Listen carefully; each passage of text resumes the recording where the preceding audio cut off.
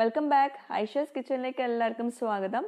ഞാനിന്നിപ്പോൾ share ചെയ്യാൻ പോകുന്നത് sweet ആയിട്ടും ഡെസേർട്ട് ആയിട്ടും ഒക്കെ സെർവ് ചെയ്യാൻ പറ്റുന്ന ക്യാരറ്റ് ഹൽവയുടെ റെസിപ്പിയാണ്. നമുക്കെല്ലാവർക്കും ഒത്തിരി ഇഷ്ടമുള്ള ഒരു ഡെസേർട്ടാണ് ക്യാരറ്റ് ഹൽവ.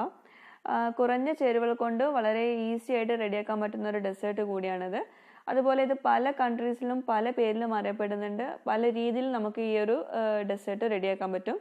ഞാനിന്നിപ്പോൾ ഒരു കോമൺ റെസിപ്പിയാണ് കാണിക്കാൻ പോകുന്നത്.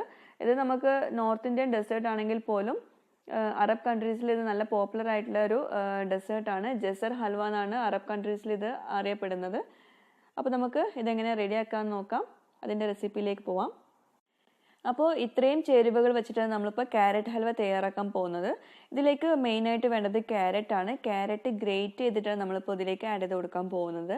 അപ്പോൾ ഗ്രേറ്ററിൽ വെച്ചിട്ട് നന്നായിട്ട് ഗ്രേറ്റ് ചെയ്തിട്ട് വേണം എടുക്കാൻ. 2 കപ്പ് ക്യാരറ്റ് ഗ്രേറ്റ് ചെയ്തതാണ് ഞാൻ എടുത്തിട്ടുള്ളത്.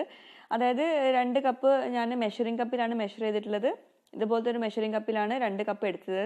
അതായത് നമുക്ക് ഒരു 4-5 ചെറിയ ക്യാരറ്റ് ഗ്രേറ്റ് ചെയ്താലേ 2 കപ്പ് കിട്ടുള്ളൂ. അപ്പോൾ അതുകൂടി ശ്രദ്ധിക്കുക. വലിയ ക്യാരറ്റല്ല ഞാൻ യൂസ് ചെയ്തിട്ടുള്ളത്, ഒരു ടെൻഡർ ക്യാരറ്റുകളാണ് യൂസ് ചെയ്തിട്ടുള്ളത്. പിന്നെ അതുപോലെ ഇതിലേക്ക് പഞ്ചസാര ഞാൻ 1/4 കപ്പ് എടുത്തിട്ടുണ്ട്. അപ്പോൾ പഞ്ചസാര അധികം ഇഷ്ടമില്ലാത്തവരാണെങ്കിൽ കുറച്ച് കുറയ്ക്കാം നിങ്ങൾക്ക്. പക്ഷേ ഇത് പാകത്തിലാണ് കേട്ടോ. ക്യാരറ്റ് ഹൽവ ഒക്കെ ആകുമ്പോൾ അത്യാവശ്യം മധുരം വേണം. അപ്പോൾ നിങ്ങൾക്ക് വേണമെങ്കിൽ കുറച്ചെടുക്കാം. പിന്നെ ഇതിലേക്ക് അല്പം കണ്ടൻസ്ഡ് മിൽക്കും കൂടി ചേർത്ത് കൊടുക്കുന്നുണ്ട്. കണ്ടൻസ്ഡ് മിൽക്ക് ഞാൻ 1 ടേബിൾ സ്പൂണേ ചേർക്കുന്നുള്ളൂ. അതുപോലെ തന്നെ കൂടുതലാവേണ്ട, പിന്നെ ഒട്ടും നിർബന്ധമില്ല. ഉണ്ടെങ്കിൽ ചേർത്ത് കൊടുത്താൽ മതി. പിന്നെ ഇതിലേക്ക് 2 കപ്പ് പാൽ വേണം. ഫുൾ ക്രീം പാൽ തന്നെ വേണം, എന്നാലേ ടേസ്റ്റ് ഉണ്ടാവുള്ളൂ. 2 കപ്പ് ക്യാരറ്റ് ഗ്രേറ്റ് ചെയ്തതിലേക്ക് 2 കപ്പ് പാൽ, അതാണ് അതിൻ്റെ കറക്റ്റ് മെഷർമെൻറ്റ് കേട്ടോ. പിന്നെ ഇതിലേക്ക് അല്പം നട്ട്സ് എടുക്കുന്നുണ്ട്. ബദാമും കാഷ്യൂസാണ് ഞാനിപ്പോൾ എടുത്തിട്ടുള്ളത്. നിങ്ങൾക്ക് ഇഷ്ടമുള്ളത് യൂസ് ചെയ്യാം. പിന്നെ അല്പം നെയ്യ് വേണം. ഞാൻ 2 ടീസ്പൂൺ നെയ്യ് എടുക്കുന്നുണ്ട്. അപ്പോൾ നമുക്ക് ഇനി ഇതെങ്ങനെ തയ്യാറാക്കേണ്ടതെന്ന് നോക്കാം. അപ്പോൾ ഇതുപോലൊരു പാത്രം ചൂടാക്കുക. എന്നിട്ട് ചെറിയ ഫ്ലെയിമിൽ വെച്ച ശേഷം അതിലേക്ക് നമുക്ക് ക്യാരറ്റ് ഗ്രേറ്റ് ചെയ്തത് 2 കപ്പും പിന്നെ 2 കപ്പ് പാലും ഒഴിച്ചിട്ട് നന്നായിട്ടൊന്ന് മിക്സ് ചെയ്ത് കൊടുക്കണം. ഇപ്പോൾ ക്യാരറ്റ് ഹൽവ അതുപോലെ ഏത് ഹൽവ റെസിപ്പീസ് എടുത്താലും വളരെ സിമ്പിളായിട്ടുള്ള റെസിപ്പി ആയിരിക്കും. പക്ഷേ കുറച്ച് ടൈം എടുക്കും അതൊക്കെ ഒന്ന് റെഡിയായി വരാൻ. കാരണം അത് വല്ലാണ്ട് ഹൈ ഫ്ലെയിമിൽ വെച്ചിട്ട് കുക്ക് ചെയ്താൽ ഒട്ടും നന്നാവില്ല. നമുക്ക് എപ്പോഴും മീഡിയം ഫ്ലെയിമിൽ വെച്ചിട്ട് വേണം ഇതൊക്കെ റെഡിയാക്കി എടുക്കാൻ, ഹൽവ റെസിപ്പീസ് പ്രത്യേകിച്ച്. അപ്പോൾ നന്നായിട്ട് മിക്സ് ചെയ്ത് കൊടുത്തിട്ട് തിളയ്ക്കുന്നത് വരെ നമുക്ക് വേണമെങ്കിൽ ഒരു മീഡിയം ഫ്ലെയിമിൽ വെച്ച് കൊടുക്കാം. ഇപ്പോൾ ഇത് നന്നായിട്ട് ചൂടായിട്ടുണ്ട്, അതുപോലെ ചെറുതായിട്ടൊന്ന് തിളയ്ക്കുന്നുണ്ട്. അപ്പോൾ നമുക്ക് ഫ്ലെയിം ഒന്ന് കുറച്ച് വെക്കാം. എന്നിട്ട് ഇതിലേക്ക് ഒരു ഏലക്ക ഒന്ന് ക്രഷ് ചെയ്തിട്ട് ഇട്ട് കൊടുക്കാം. ഒട്ടും നിർബന്ധമില്ല കേട്ടോ ഏലക്ക ഇട്ട് കൊടുക്കാൻ. പക്ഷേ ആ ഒരു ക്യാരറ്റിൻ്റെ ഒരു കുത്തുന്ന ഒരു ഫ്ലേവർ മാറാൻ വേണ്ടിയിട്ടാണ് നമ്മൾ ഈ ഏലക്ക ഇട്ട് കൊടുക്കുന്നത്. ഇപ്പോൾ പാല് ചെറുതായിട്ടൊക്കെ ഒന്ന് വറ്റി വരുന്നുണ്ട്. അതുപോലെ നമ്മളിപ്പോൾ ഇത് കുക്ക് ചെയ്യുന്നത് മീഡിയം ലോ ഫ്ലെയിമിൽ വെച്ചിട്ടാണ്. നമ്മൾ നേരത്തെ ഇട്ട് കൊടുത്തിട്ടുള്ള ഏലക്ക നമുക്ക് എടുത്ത് മാറ്റാം. ഇതിൻ്റെ ഫ്ലേവർ ഇപ്പോൾ നന്നായിട്ട് ഇതിൽ വന്നിട്ടുണ്ടാവും. ഈ ക്യാരറ്റിൻ്റെ ആ ഒരു കുത്തുന്ന ചുവ ചിലർക്ക് ഇഷ്ടപ്പെടില്ല. അപ്പോൾ അതുകൊണ്ടാണ് ഈ ഏലക്ക ഇട്ട് കൊടുക്കുന്നത്. നിർബന്ധമില്ല കേട്ടോ. ഇപ്പോൾ അത്യാവശ്യം നന്നായിട്ട് വറ്റി വന്നിട്ടുണ്ട്. അപ്പോൾ നമുക്കിതിലേക്ക് പഞ്ചസാര ചേർത്ത് കൊടുക്കാം. അതുപോലെ തന്നെ ഒരു 2 പിഞ്ച് ഉപ്പും ചേർത്ത് കൊടുക്കാം, ടേസ്റ്റ് ഒന്ന് ബാലൻസ് ചെയ്യാനും വേണ്ടിയിട്ട്. എന്നിട്ട് നന്നായിട്ടൊന്ന് മിക്സ് ചെയ്ത് കൊടുക്കണം. പഞ്ചസാര ഞാൻ നേരത്തെ പറഞ്ഞ പോലെ അധികം മധുരം ഇഷ്ടമില്ലാത്തവർ ഉണ്ടെങ്കിൽ കുറച്ചെടുക്കാം കേട്ടോ. 1/4 കപ്പ് വേണമെന്നില്ല, കുറച്ചെടുക്കാം. വേണമെങ്കിൽ ലാസ്റ്റ് ആഡ് ചെയ്ത് കൊടുക്കാമല്ലോ പഞ്ചസാര.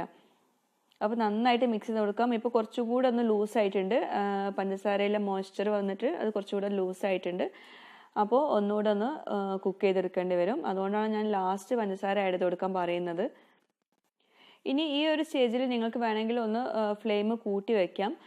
കാരണം നമ്മളിപ്പോൾ നന്നായിട്ട് വറ്റിച്ചെടുത്തതാണ്, പഞ്ചസാര ഇട്ടിട്ട് ഒന്നുകൂടെ ഒന്ന് ലൂസായതാണ്. അപ്പോൾ അതുകൊണ്ട് ഒന്ന് ഫ്ലെയിം ഒന്ന് കൂട്ടി വെച്ചിട്ട് നമുക്ക് നന്നായിട്ടൊന്ന് ഡ്രൈ ആക്കി എടുക്കണം.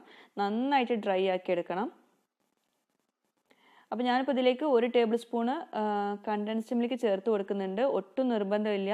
ആ ഒരു ടേസ്റ്റ് ഇഷ്ടമുണ്ടെങ്കിൽ മാത്രം ചേർത്ത് കൊടുത്താൽ മതി. 1 ടേബിൾ സ്പൂൺ മാത്രം ചേർത്ത് കൊടുക്കുക. അല്ലെങ്കിൽ കണ്ടൻസ്ഡ് മിൽക്കിൻ്റെ ടേസ്റ്റ് ആയിരിക്കും നമുക്ക് മുന്നിട്ട് നിൽക്കുന്നത് കൂടുതൽ ചേർത്ത് കൊടുത്താൽ. അതുകൊണ്ട് 1 ടേബിൾ സ്പൂൺ മാത്രം ചേർത്ത് കൊടുത്താൽ മതി. ഈ കണ്ടൻസ്ഡ് മിൽക്ക് ചേർത്താലേ ആ ഒരു ടെക്സ്ചർ കിട്ടുള്ളൂ. അതുകൊണ്ടാണ് അത് ചേർക്കുന്നത്. അല്ലെങ്കിൽ അതിന് പകരം നോർത്ത് ഇന്ത്യൻ ഇതുപോലെ ഡെസേർട്സിലൊക്കെ ചേർക്കുന്നതാണ് മാവ. ഈ പാല് വറ്റിച്ചെടുക്കുന്നതാണത്.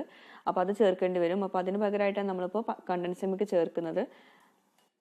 ഇപ്പോൾ നന്നായിട്ട് വറ്റി വന്നിട്ടുണ്ട്. ഇനി നമുക്കിതിലേക്ക് 2 ടീസ്പൂൺ നെയ്യ് ചേർത്ത് കൊടുക്കാം.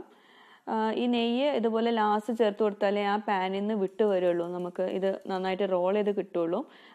ഒരു ഹൽവയുടെ ടെക്സ്ചർ കിട്ടണമെങ്കിൽ ഇതുപോലെ ലാസ്റ്റ് നെയ്യ് ചേർത്ത് കൊടുത്താലേ കിട്ടുള്ളൂ. അതുപോലെ അധികം നെയ്യൊന്നും വേണ്ട. സാധാ ഹൽവയൊക്കെ തയ്യാറാക്കുമ്പോൾ ഒത്തിരി നെയ്യ് ചേർക്കാറുണ്ട്. അത്രയൊന്നും വേണ്ട ആവശ്യമില്ല. 2 ടീസ്പൂണൊക്കെ ധാരാളമാണ്.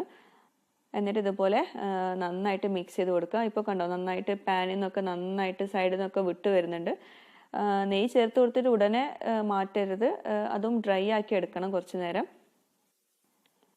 ഇപ്പോൾ പാനിൽ നിന്ന് നന്നായിട്ട് വിട്ട് വരുന്നുണ്ട്, നന്നായിട്ട് ഇതുപോലെ റോൾ ചെയ്തെടുക്കാൻ പറ്റുന്നുണ്ട്. അപ്പോൾ ഈ ഒരു ടെക്സ്ചറിൽ നമുക്ക് ഫ്ലെയിം ഓഫ് ചെയ്ത് വെക്കണം. കാരണം കുറച്ചൊരു മോയ്സ്ചർ ഉണ്ടായിക്കോട്ടെ, എന്നാലേ നമ്മളത് ചൂടാറി കഴിഞ്ഞാൽ ആ ഒരു ഹൽവയുടെ ടെക്സ്ചർ കിട്ടുള്ളൂ. അല്ലെങ്കിൽ വല്ലാണ്ട് ഹാർഡായി പോകും, അപ്പോൾ അത്ര ടേസ്റ്റ് ഉണ്ടാവില്ല. പിന്നെ നമ്മൾ ഫ്രിഡ്ജിൽ വെച്ച് കഴിഞ്ഞിട്ടുണ്ടെങ്കിൽ കൂടുതൽ ഹാർഡായി പോകും. അപ്പോൾ അത്രയും ഹാർഡ് ആവാതെ കഴിക്കുന്നതാണ്, ഈ ഒരു ടെക്സ്ചറിൽ കഴിക്കുന്നതാണ് അതിൻ്റെ ഒരു ടേസ്റ്റ്, ക്യാരറ്റ് ഹൽവ പ്രത്യേകിച്ച്. അപ്പോൾ ഇതുപോലെ പാനിൽ നിന്ന് വിട്ട് വരുന്ന ആ ഒരു ടെക്സ്ചർ വന്നാൽ നമുക്ക് വേണമെങ്കിൽ ഫ്ലെയിം ഓഫ് ചെയ്ത് വെക്കാം. നമ്മൾ ഈ ഹൽവ കോരി കഴിക്കാനാണ് ടേസ്റ്റ്, അല്ലാതെ കട്ടിയാക്കി കഴിക്കാൻ ടേസ്റ്റ് ഉണ്ടാവില്ല. നമുക്കിത് സെർവിങ് പാത്രത്തിലേക്ക് മാറ്റാം. അപ്പോൾ ഇതുപോലെ നമ്മൾ കോരി ഇടുമ്പോഴേ ആ ഒരു ടേസ്റ്റ് വരുള്ളൂ. പിന്നെ നിങ്ങൾക്ക് വേണമെങ്കിൽ ഇതിലേക്ക് കളർ ആഡ് ചെയ്ത് കൊടുക്കാം കേട്ടോ, ഓറഞ്ച് ഫുഡ് കളർ ആഡ് ചെയ്ത് കൊടുക്കാം. ഞാനിപ്പോൾ അതൊന്നും ആഡ് ചെയ്ത് കൊടുത്തിട്ടില്ല. ഇനി ഡെക്കറേഷനായിട്ട് അല്പം നട്ട്സ് ചേർത്ത് കൊടുക്കാം. നട്ട്സ് വേണമെങ്കിൽ നിങ്ങൾക്ക് നെയ്യിൽ വഴറ്റിയെടുത്തിട്ട് വേണമെങ്കിൽ ചേർത്ത് കൊടുക്കാം. ഞാനിപ്പോൾ നെയ്യിലൊന്നും വഴറ്റിടുന്നില്ല, ഞാൻ നേരിട്ട് ആഡ് ചെയ്ത് കൊടുക്കുവാണ്. അപ്പോൾ നമ്മുടെ ക്യാരറ്റ് ഹൽവ റെഡി ആയിട്ടുണ്ട്. ഇത് ചൂടോട് കൂടിയിട്ടോ അല്ലെങ്കിൽ ഇളം ചൂടോടെ കഴിക്കുന്നതാണ് നല്ല ടേസ്റ്റ്. തണുപ്പിച്ച് വേണമെങ്കിലും കഴിക്കാം, അല്ലെങ്കിൽ ബാക്കി ഉണ്ടെങ്കിൽ ഫ്രിഡ്ജിൽ വെച്ചിട്ട് കഴിക്കാം. പക്ഷെ അതിലും ടേസ്റ്റ് ചൂടോടെ കഴിക്കുന്നതാണ്. അപ്പോൾ എല്ലാവരും ട്രൈ ചെയ്ത് നോക്കാം. ഈ ഒരു ടെക്സ്ചറാണ് നമുക്ക് വേണ്ടത്. വല്ലാണ്ട് കട്ടിയാവാനും പാടില്ല, എന്നാൽ വല്ലാണ്ട് തിന്നാവാനും പാടില്ല. ഇതുപോലെ കോരി കഴിക്കുന്ന ഒരു ടെക്സ്ചർ കിട്ടണം. അപ്പോൾ ട്രൈ ചെയ്തിട്ട് നിങ്ങൾ ഫീഡ്ബാക്ക് അറിയിക്കുക. താങ്ക്